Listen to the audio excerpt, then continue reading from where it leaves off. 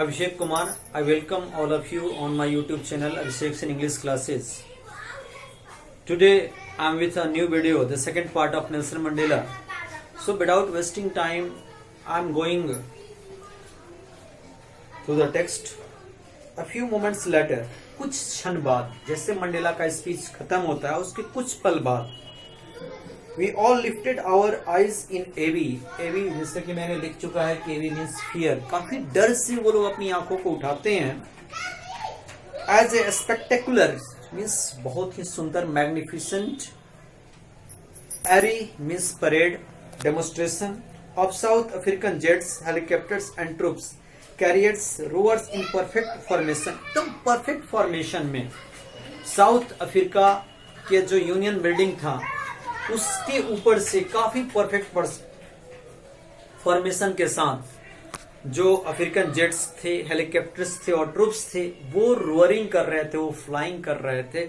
और उसके roaring sound के डर से सभी लोग जो थे वो अपनी आंखों को उठाते हैं.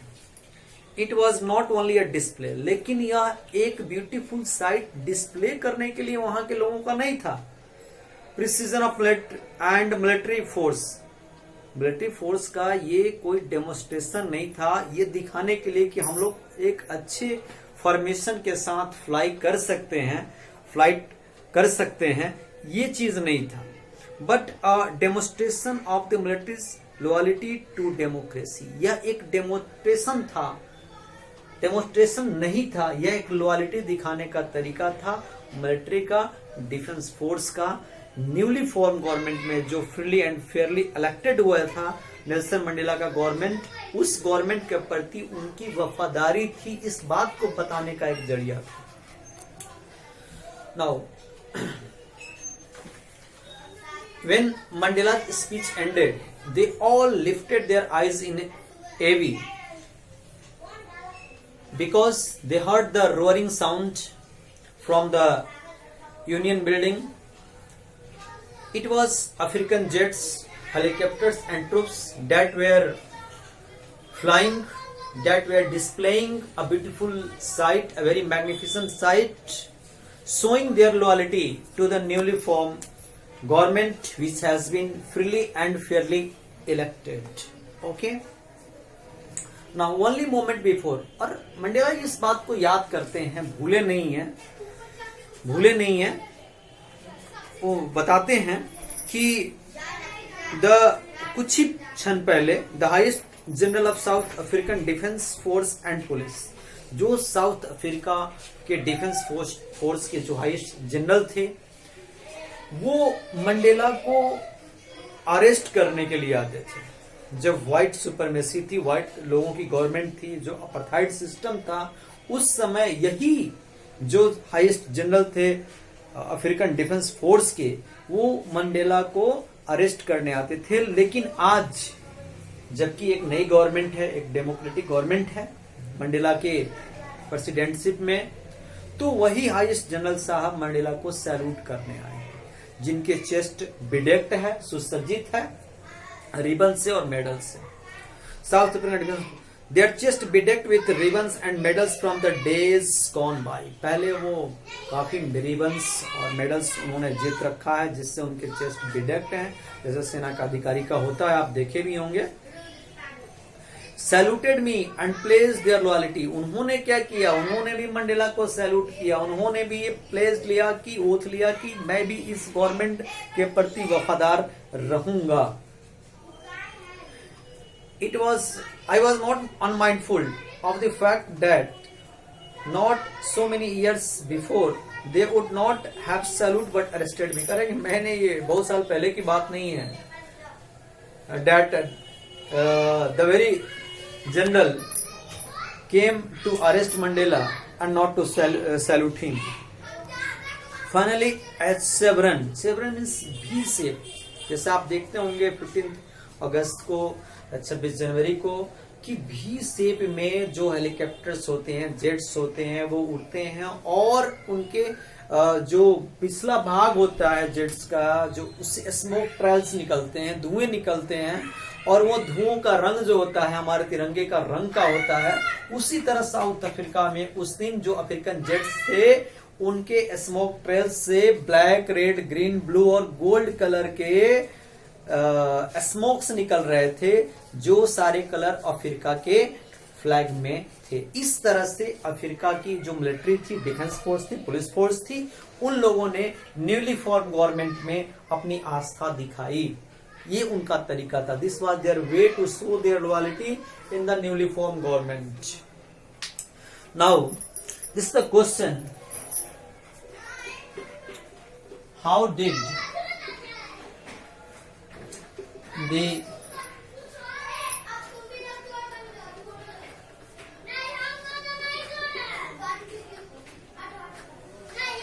defense forces and police show their loyalty in the newly formed government. This is the question. Now the second paragraph, the day was symbolized. इस दिन को सिंबलाइज किया गया, यादगार बनाया गया, प्रतीक के रूप में बनाया गया by playing two national anthem. दो नेशनल एंथम्स गाए गए उस दिन।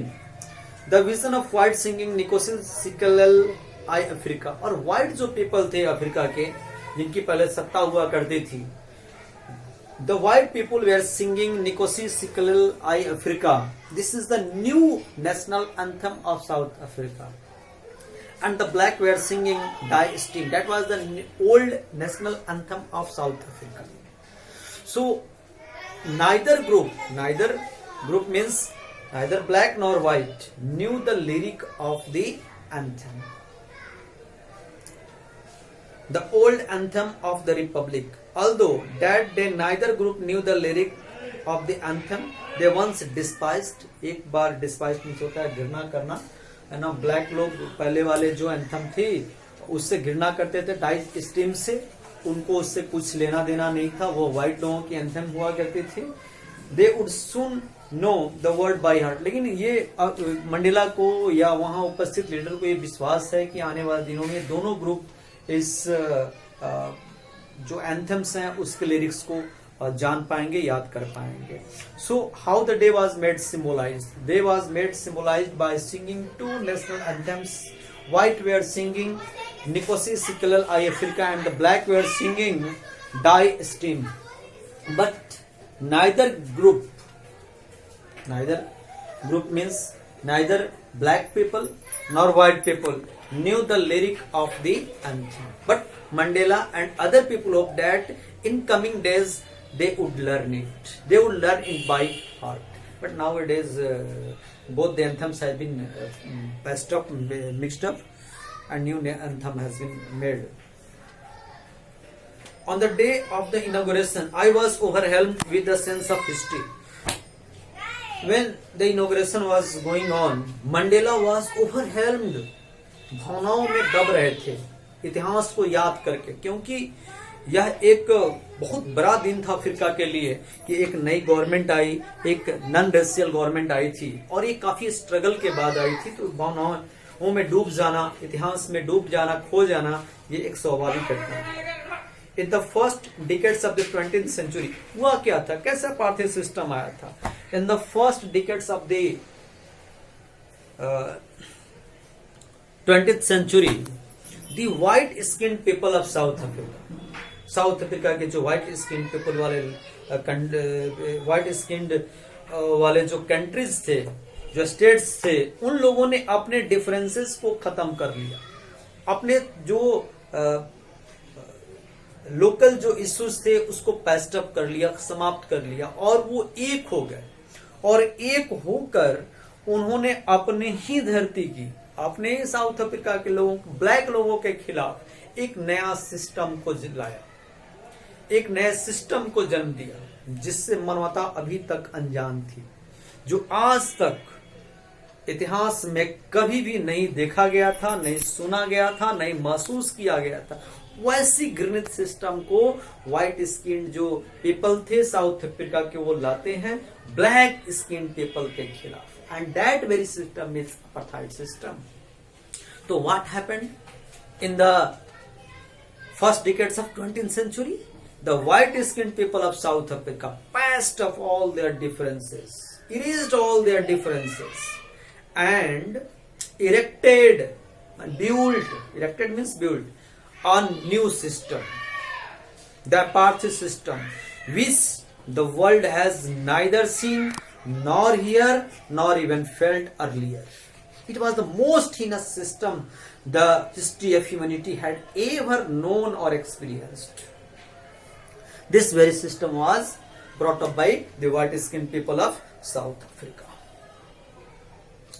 The structure they had created on the basis of one of the hardest and the most inhuman societies the world has ever known. दुनिया ने इस तरह के सिस्टम को कभी देखा भी नहीं था, जाना भी नहीं था, सुना भी नहीं था, महसूस भी नहीं किया था.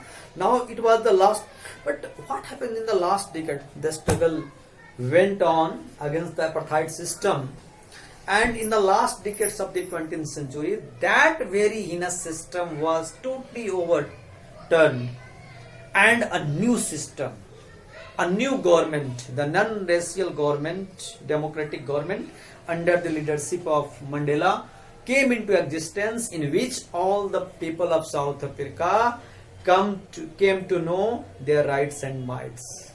उन्होंने अपने शक्ति और अधिकार को जाना, समझा, उनसे उनकी परिचय होती है. तो ये आप देखते हैं कि 20वीं शताब्दी के शुरू में ये सिस्टम आया पूर्ण रूप से, और 20वीं शताब्दी के अंतिम दशक में जब मंडेला लगभग 80 साल के हो गए तो ये सिस्टम एक अथक लड़ाई के बाद खत्म हुआ, और एक ऐसा सिस्टम, नया सिस्टम आया जिसमें सभी लोग अपने अधिकार और शक्तियों का से मैंने परिचय पाए. That they had come about through the unimaginable sacrifices of thousands of my people whose suffering and courage can never be counted or repaid. Mandela इस बात को याद करते हैं कि this very day that the people of South Africa had achieved had not come out of nothing. For this they had to pay a great price. The people of South Africa had paid unimaginable sacrifices. They bear unimaginable suffering. ये दिन ऐसे ही नहीं आया है. South Africa के लोगों ने के बहुत बड़े त्याग और पीड़ा सहने के बाद यह दिन की प्राप्ति हुई है. As I have on so many other days that I was simply the sum of all those African patriots who had gone before me. Explanation में पूछता है कि why did Mandela say that he is only the sum of all those African patriots who had gone before him? Sum means what? The result. So Mandela considered himself, not only himself but the people of South Africa, that they are the sum of all the efforts of all those African patriots. The result that they were enjoying on that very day was the result that had come due to the unimaginable sacrifices and suffering of all those African patriots who had gone before him. Their effort, what is the sum of their effort? What is the result of their efforts? What is the result of their suffering? The result of their suffering is the end of the apartheid system. That is why Mandela considered himself the sum of all those African patriots who had gone before him.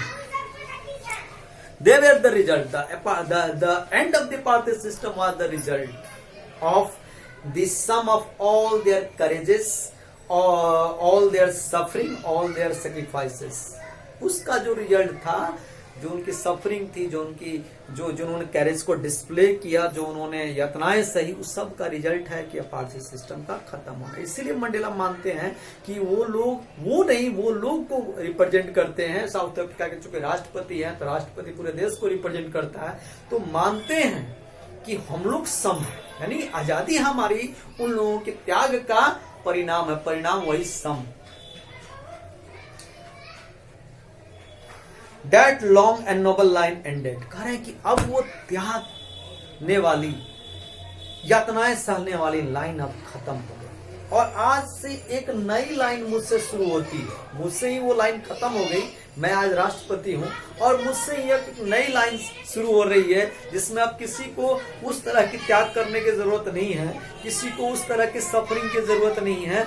अब हम सबको एक नई direction में south Africa के विकास के लिए, educational development के लिए, सोशल डेवलपमेंट के लिए, इकोनॉमिक डेवलपमेंट के लिए कार्य करनी है, ना कि हमें अपार्थित सिस्टम से लड़नी है। तो हमसे वो लाइन जो साउथ अफ्रीका के जो लोग थे, जो जिन्होंने पेट्रियोटिक पर्सन थे, जिन्होंने अपने जीवन को त्याग दिया, वो तो लाइन खत्म हो गई। अब उस तरह के त्याग की जरूरत नहीं है साउथ अफ्रीका को। लेकिन उन तमाम लोगों को, वो ऑल दोज अफ्रीकन पेट्रियोट्स को who had gone before him, thank कहते हैं। He thanked all those African patriots who had lost their life, who had suffered a lot for the freedom from the apartheid system. And he also pained that those people who have lost their life in this struggle are not there to see what their sacrifices had wrought. Wrought, you know, that is the past and past participle form of work. काम करना, उनकी sacrifices ने क्या काम किया है, उनका जीवन त्याग ने क्या रंग लाया है, इस चीज को देखने के लिए वो लोग वहां नहीं है। इस बात को मंडेला को इस बात का तकलीफ भी होता है। The policy of apartheid created a deep and lasting wound on the country and my people. निश्चित है कि अपार्थाइड जैसे सिस्टम ने अफ्रीका के लोगों पर डीप और लास्टिंग वुंड बना दिया है, एक घाव दिया, एक जख्म दिया है इस सिस्टम ने। All of us will spend many years, if not generation, recovering from that profound hurt. उस profound, वो deep जो उंड है, उस उंड से को हिलअप करने में, to heal up the wound given by apartheid system would not take a generation, but would surely take a lot of years. इस बात को मंडेला मानते हैं कि उस जख्म को भरने में बरसों लगेंगे, जनरेशन लगे या न लगे। But the decades of operation and brutality had another unintended effect. देखिए, हर सिक्के का दो पहलू होता है। ऐसा नहीं है कि अपार्थाइड सिस्टम सब कुछ गलत ही हुआ, कुछ अच्छी चीजें भी हुई। कुछ ऐसे लोग अफ्रीका में पैदा लिए जो आज तक कभी पैदा नहीं हुए, है ना। It was the unintended effect of the apartheid system. The people like Walter Sisulu, the Chief Lethulis, Yusuf Daddos, the Bram Fishers, the Robert Subowicz of our time, the men of such extraordinary courage, wisdom and generosity that like had never been. कहते हैं कि ये सारे लोग पैदा लिए हैं जिनके जैसा लोग ना कभी पैदा लेगा, जिनकी जैसे एक्स्ट्राऑर्डिनरी कैरेज वाले लोग कभी शायद पैदा ले भी नहीं। तो मानते हैं कि इस ब्रूटैलिटी का, इस ऑपरेशन का, इस इनह्यूमन सिस्टम का एक अनइंटेंडेड इफेक्ट भी था, एक पॉजिटिव इफेक्ट भी था कि इसने साउथ अफ्रीका को इतने महान लीडर्स दिए, जिसमें कि कुछ नाम हैं, चीफ लुथलिज हैं, वाल्टर सिस्लूस है, ओलिवर थाम्बोस हैं। ये कुछ लोग जो हैं वो वहां पैदा लिए इसी ऑपरेशन की। जैसे कि इंडिया में महात्मा गांधी, सुभाष चंद्र बोस, चंद्रशेखर आजाद, ये सारे लोग जो थे ये अंग्रेजों के ब्रूटैलिटी के परिणाम थे। ये उनके द्वारा पैदा किए गए थे। गांधी एक व्यक्ति का नहीं, एक विचार का नाम है, जिस विचार को पैदा करने में ब्रिटिश लोगों का बहुत बड़ा हाथ है, उस ऑपरेशन का बहुत बड़ा हाथ है ना, और भारतीय लोगों के सफरिंग का बहुत बड़ा हाथ है। उतनी ज्यादा ऑपरेशन नहीं होती तो शायद गांधी का वो कैरेक्टर हमें दिखाई नहीं देता, सुभाष चंद्र बोस का वो कैरेक्टर दिखाई नहीं देता। हम सब लोग समान लोग जो है वो सामान्य जिंदगी जीते जाते, ना कभी गांधी पैदा लेते, ना कभी चंद्रशेखर आजाद पैदा लेते, ना कभी भगत सिंह पैदा लेते। ये उस ब्रूटैलिटी का ही परिणाम है कि ऐसे महान कैरेक्टर वाले लोग पैदा। और उससे भी आगे बढ़िए तो श्री कृष्ण का भी जन्म हम देखते हैं तो कंस के ब्रूटैलिटी के अगेंस्ट ही हुआ था। तो जब जब इस धरती पर बहुत ज्यादा लोगों को ऑपरेस किया गया है, तब तब हाईएस्ट कैरेक्टर्स वाले लोग जन्म लिए हैं, जिनके इक्वल शायद फिर पैदा हो भी नहीं।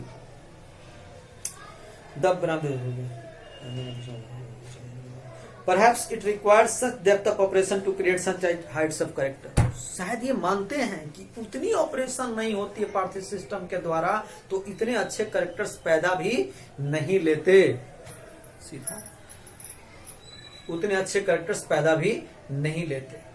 तो ये तो भारत के साथ भी हुआ है, हमारे जो पौराणिक कथाएं हैं उसमें भी देखी गई है कि जब जब इंसानियत को सताया गया है, सफर कराया गया, ऑपरेस किया गया है, तब तब अच्छे कैरेक्टर वाले कुछ लोग उस समस्या से निदान दिलाने के लिए पैदा हुए हैं। और ये साउथ अफ्रीका में भी हुआ है, ये भारत में भी हुआ है, ये अन्य दुनिया के देशों में भी हुआ है। तो ये माना गया है the height of the depth of operation creates the height of character. जितनी आप ऑपरेट करेंगे उतने अच्छे characters out of the operation come into existence.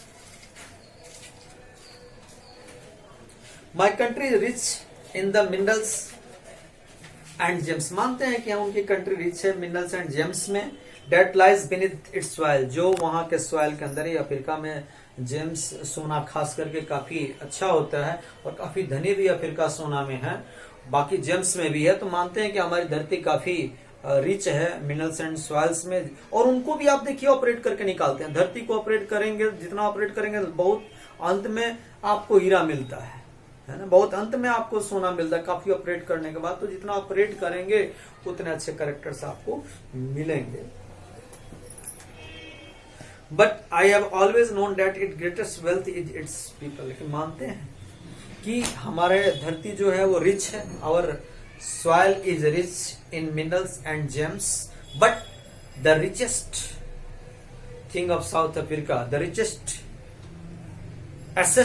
asset of South Africa is not its mineral and gems, but its people, finer and truer than the finest diamond, the purest diamond। मानते हैं इस चीज को कि उससे भी ज्यादा अच्छे लोग हमारे हैं।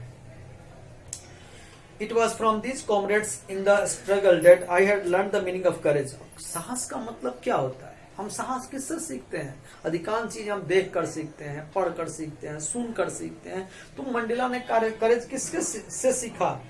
Time and again I have seen main and women risk and give their lives for an idea. उन्होंने देखा कि हमारे लोग जो हैं वो बार बार एक आइडिया के लिए, आइडिया स्ट्रांग होना चाहिए। आइडिया बहुत महान था, अपार्थाइड सिस्टम से छुटकारा दिलाना। तो उस आइडिया से छुटकारा दिलाने के लिए लोग आते थे, इनके सफर करते थे, यहां तक उनकी लाइफ भी सेक्रीफाइस हो जाती थी उस सफरिंग को सहते सहते। फिर भी वो झुकते नहीं थे, वो एक अदम्य साहस को डिस्प्ले करते थे, एक वैलर को डिस्प्ले करते थे।